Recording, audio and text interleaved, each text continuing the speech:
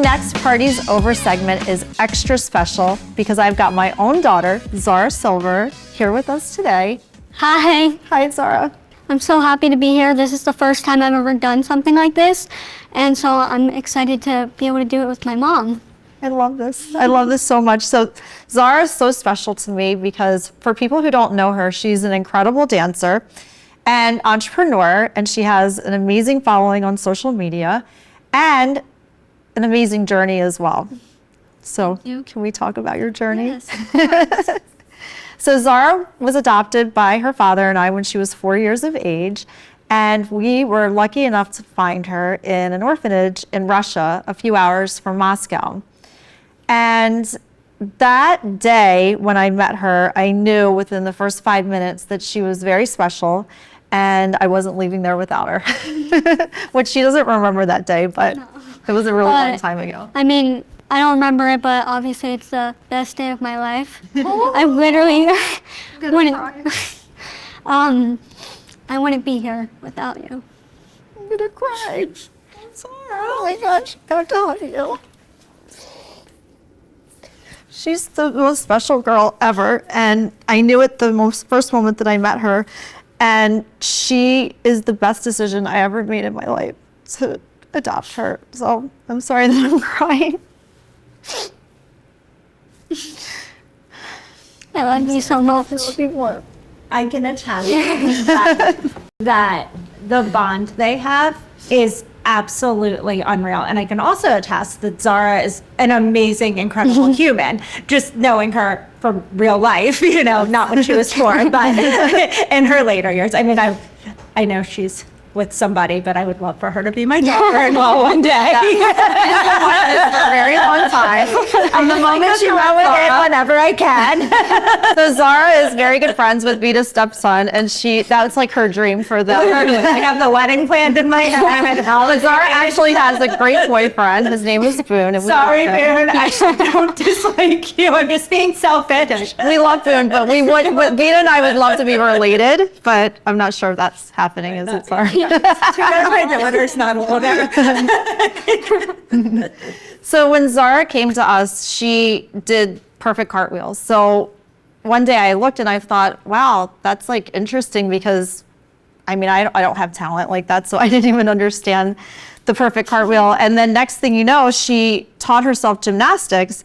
So I thought that was even more interesting because I'm like, wow, how does she do this? Like, she just had so much talent. But then every time we would take her to a gymnastics studio to join, she would decide she didn't want to. I hated it. I hated it, yes. So can you tell the viewers I why? honestly I don't know why I hated it. I would always be so excited to go. Then I would show up, and I was great until they asked me to do vault or anything but floor. I absolutely hated. I would leave crying. I think I tried probably 4 different gyms, and it just wasn't obviously meant to be. And then, I mean, every day I would come home from school, I would create dances, show my parents, and I think from there I kind of just knew that that's what I was supposed to do. So we let Zara turn our house into a gymnastics studio. She would literally... Coolest mom ever. As long as everything was put away by bedtime, she just would run wild in the house. And she had a lot of energy. So from the time she woke up until the time she would pass out at like 8 or 9 p.m., she would just run wild. She would be flipping and jumping off the furniture, jumping off of the kitchen counter, doing flips in the air. And I just thought it was amazing. I was like, you know what? I'm just along for the ride. We're her vehicle, and this girl is so special. She just do her thing. And by 6th grade, she was getting up in the middle of class and dancing in the middle of her classroom. So her teacher was really nice, and she would just say, oh, Zara, you know, when you feel that urge, which was probably every minute of the day, just go outside and run around the building. So at that point, we realized that maybe the classroom wasn't the right place. Yeah. So then I switched to homeschooling, and from there I trained dancing from, I think I started at 12. Was it 12 p.m. I think? At 12. And then I like ended my nights at 8 p.m. So it was an all-day thing. And then the mornings from 8 a.m. to 11, I was doing school. So she was in a really nice virtual school program. For all of our viewers, if you have, a child that has other interests besides sitting in a classroom all day, these programs work really well because really it's only 3 hours of school that they're getting anyhow. So she was able to complete her schoolwork and then dance and do what she loved the rest of the day. And at 12, she was late for dancing because most dancers start when they're 3 or 4. So she had to learn and all the technique that she didn't know already, even though she was a self-taught gymnast. What was the first dance class you took, technique-wise? Technique-wise would probably be, when I first started dance, I mostly just did acro and contemporary. So in contemporary classes, you would do across the floor and learn that. Obviously, I had to do a little bit of ballet, but ballet was never something I wanted to do. It's still to this day my least favorite dance style. I definitely lean more towards acrobatics and lyrical, but as I've gotten older, I've found more of a love for other dance styles. So I really like jazz funk, hip hop. So yeah, I honestly but still, I like everything but ballet. So I'm a dance mom. So this was really interesting to me because I just had this conversation because my daughter doesn't love ballet either. She's very much like Zara, where she's like bouncing off the walls and wants to do the acro and stuff. And I've been making her keep doing ballet because I thought it was the foundation for everything. Yeah, it is. Oh, it is. Yeah, so it is. Zara should be. Okay. So when we moved to Miami, when Zara and my son Zachary, her brother, was 12 and 13, we found an amazing studio here for her, and they're probably one of the best. Of course, she went for a few days crying her eyes out. I'm like, what's going on?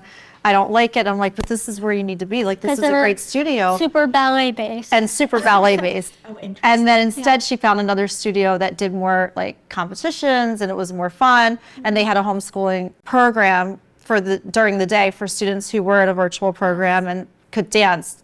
So she was doing competitions. So Yeah. not at first. So not At some at point, At some which means point. you were a dance mom. Technically, I wouldn't consider myself a dance mom because I really had no idea what was going on. I really had no clue. I was just like, I'm just along for the ride. Sorry, this is Zara's show. Yeah. I'm just in the background. And like dance moms can be really Intense. Yeah. super Yeah. intense. So she started going to this dance school and she liked it a lot at first. She started doing competitions and then soon after she sort of grew out of that dance school and started doing privates and then did competitions on her own, which she did very well. She would always win first or second place and went to nationals. And then how old were you when you decided not to do Compete? competitions? Well, I only competed for like a year and a half, so it wasn't even that much. I don't know, I just think just wasn't for me. I don't like the idea of just dancing to get a trophy. I think there's so much more than that. But I will say that I did really appreciate that you weren't a typical dance mom. You made it super easy on me, and I never felt pressured. I did it because I wanted to do it, not because you wanted me to do it. So yeah, I was very grateful for that. Thank you. That's so important. so Like the Yeah. pressure they put on these kids. And it's such a young age. I mean, I see it in lower school age. I mean, we're talking kids that are 5, 6 years old, and the pressure they're putting on them to be so successful at a young age. And I think it's so refreshing as a mom of a younger child to see you didn't even get into this until 12. Yeah. Just is such a relief for me, and I think a lot of my friends, because we feel this pressure, put your kid in this, put your kid in that, they're already behind, when that's not true at all. Like, let them just breathe and develop. She wasn't, even though she was behind in terms of a true dancer would start, at a much younger age, she caught up. And a lot of that was because of the homeschooling or the virtual school that she did. And it was a great program. She was super prepared for college. But that said, she was able to spend endless hours a day doing what she loved. And really, it wasn't my life, it's her life. So she I wanted her to be happy and really enjoy. I think this is a lesson for everybody, not even just parents, but it's never too late to start something. Yeah, you know, never. just because somebody says that you should have started something at a younger age doesn't mean you shouldn't try to do it. And that's across the board, not just for children, but for adults too. When she woke up at 12 and she's like, look, I want to dance, and the whole gymnastics thing, like, yes, could she have been a gymnast and gone to the Olympics? 100%. I mean, she's super talented, and that just wasn't what she wanted. You have to want it. And you have to be passionate about it. And she didn't have the passion for, like, she loves the floor work, but not the rest. Yeah, and I think that if you don't love it and you're pushed into it, the rebound on that can be so detrimental to kids' futures. You know, once they get older and they've had all this pressure to do these things, and then all of a sudden they're free from it, and it's like a rubber band that expands and then it shrinks, you know? So we basically had Zara for 11 years, because at 15, she looked at me one day and said, I'm going to LA. And I'm like, you are? And she said, there's a dance studio I want to dance in LA. Can I go? And I was like, sure, we'll figure out a way to make it happen. And fortunately, my sister moved to LA as well with her, and Zara's father and I were back and forth. And then eventually all of us moved for 6 months, and then COVID happened. So then that kind of, she was back and forth between LA and Miami. And then from there, she went to college. But during that time, she built this amazing social media platform, which, do you want to tell us about that? So, well, it first started, I just always liked Instagram, social media. I started posting, engaging with a lot of different dancers, and started seeing a following happen, not like a crazy following. I never had viral videos, but I did gain like 10,000 followers, which at the time was crazy for me. I didn't think I could do something like that. And then TikTok happened, but before TikTok, it was Musical.ly.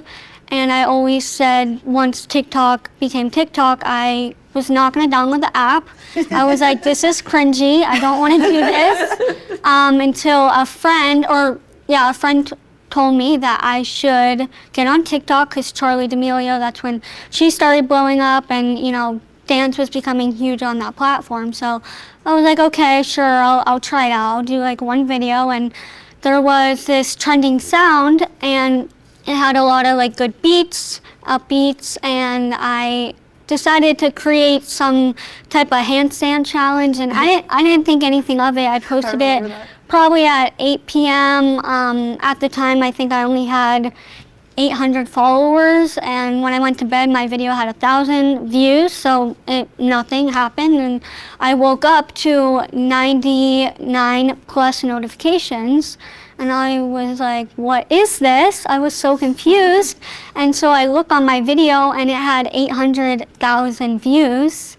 And then it just kept gaining traction throughout the day, and I ended up, at the end of the day, I think having 2 million views on it. 2 million? Yeah. And that was my first viral video, and when that happened, then I obviously kept posting.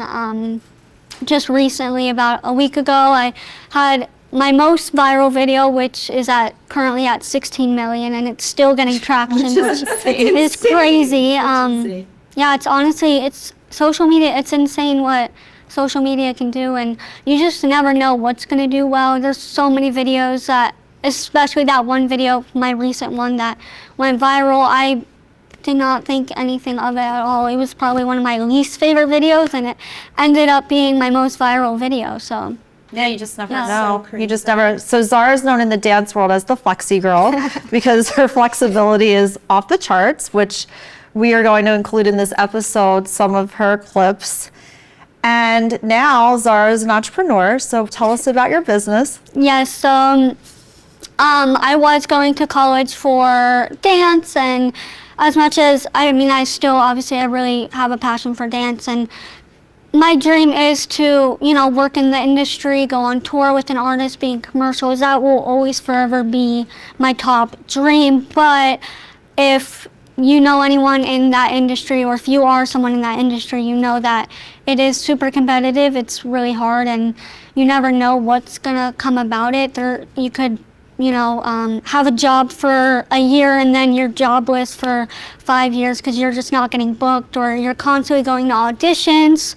You could go to 100 auditions, get 100 no's, and then you finally get a yes. But that, I think, puts a lot, it affects your mental health, constantly getting no's. So I kind of decided, okay, I think I should, to make sure I'm making an earning and successful with that, I should do something with what I know. I mean, my mom, for the longest time now, has told me that I should teach, and I never thought it was something I could do. But then I kind of just started creating an app where I teach people dance and fitness combined, just because it's fun for me, and I've always watched YouTube my whole life. Learned a lot of my tutorials, everything on YouTube, so it's kind of, doing that same thing. So that's what I'm doing currently, and then obviously, hopefully, fingers crossed, on this side I can also pick up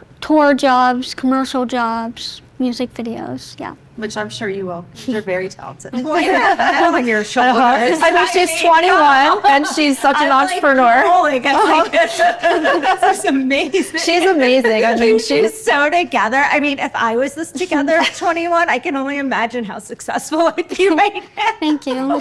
She is amazing. And for the viewers out there, so many people don't understand adoption, or they're afraid that they wouldn't love a child that wasn't their biological child the same way that they would love a biological child. And I'm here to tell you that it's not true.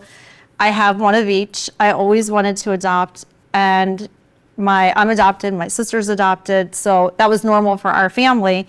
And after having our son, I wanted to adopt, so I waited until the time was right and decided, to go down this path. And honestly, it's the best decision I ever made in my life. And if anybody out there is on the fence of adopting, I mean, you get this incredible person that I love so much, and we couldn't be more bonded to each other. So if anybody has doubts, Zara is a great example. My mom's my best friend, And and we she are forever will best be. friends. Sorry, you've had this dream of yours from the moment I met you, because every magazine that you would look through, you would start crying, whether it was Vogue, Glamour, whatever it was. And I would ask you, why are you crying? And you're like, because I'm not in the magazine. I'm like, okay, she's going to be famous. She's got this drive. So what kind of message could you say for other girls? Because you have so many followers, you have so many young girls that look up to you. And that's why for years I kept saying, you should teach, because these girls begged you for so long to do tutorials. Zara, how do you do this and how do you do that? And now you have the confidence to teach. So what message could you give the viewers and to girls out there who, look up to you or, want this for their life? Yeah, I mean, I would say the biggest thing is you're not ever going to be fully ready. I didn't think I was going to be fully ready to teach, but I just had to make that move. It was uncomfortable, it was scary, but then I did it, and now it's something I really love, and it's really fun. So you just got to do it. You have to know, and just tell yourself that it is going to be hard. It won't be easy. It might be uncomfortable, but that's how you get past that. Zara, this episode was so special for me, and I'm so happy that you came on the show. And I love you so much. And Veida, I'm so sorry that she might not be your daughter-in-law. Life isn't fair.